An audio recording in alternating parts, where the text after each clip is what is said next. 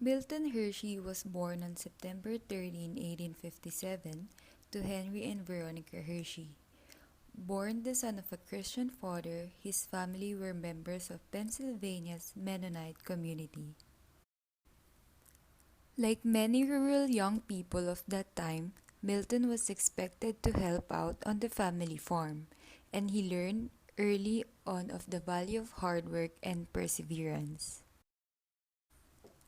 Henry Hershey, his dad, rarely stayed very long and was prone leaving his wife and child for long periods.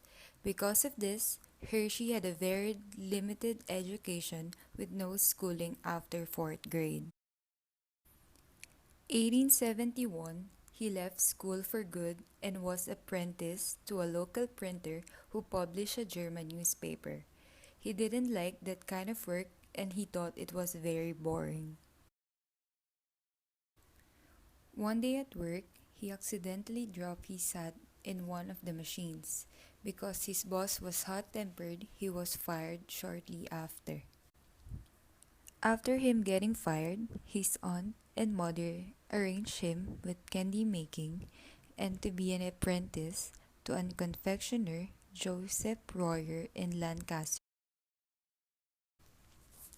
Over the next 4 years, Hershey learned the craft of creating confections. He moved to Philadelphia to start his confectionery business, but success eluded him and finally closed his shop. Milton traveled to Denver and found a work at local confectioners. He learned how to make caramels using fresh milk. But the entrepreneur Hershey was not content to work for someone else. He stuck out his own business again, first in Chicago and later in New York City. But in both cases, he failed again. In 1883, he returned to Lancaster and still convinced he could build a successful candy company. Started Lancaster Caramel Company and success soon followed within a few short years. Hershey had a thriving business and was shipping his caramels all over the country. At the World's Columbian Exposition in Chicago in 1893, Hershey got an up-close look at the art of chocolate making. While his caramel business boomed, Hershey started the Hershey Chocolate Company.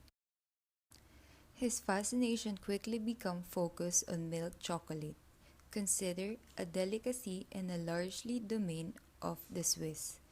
Hershey was determined to find a new formula that would allow him to mass produce and mass distribute milk chocolate candy.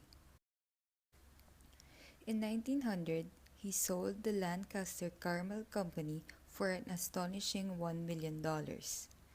3 years later, he began building a mammoth and modern candy making facility in Berry Church.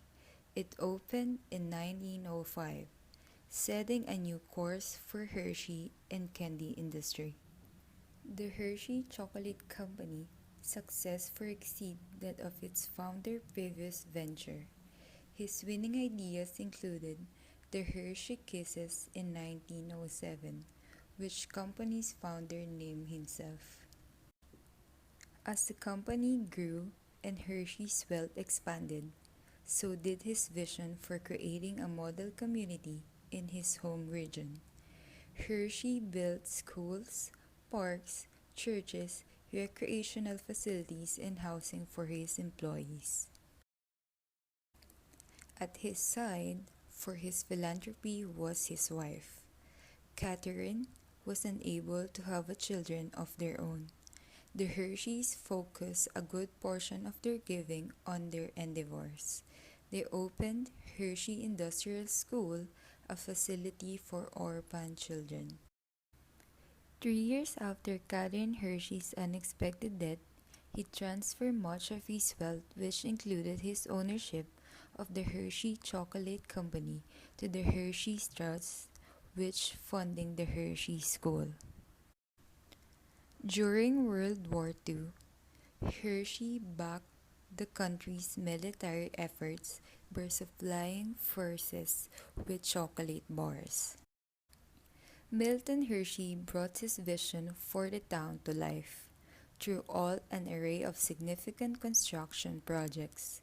He didn't just build a town, he built a community with facilities, civic centers, and cultural institutions that continue to grow today. With little formal education and having gone bankruptcy twice before he was 30, Milton S. Hershey didn't exactly start out as a brilliant success. But there might have been something in the water of rural Pennsylvania that gave Milton what was needed to make it big. He used his wits and instinct to become one of America's wealthiest individuals, a successful entrepreneur, and a generous philanthropist who touched countless lives.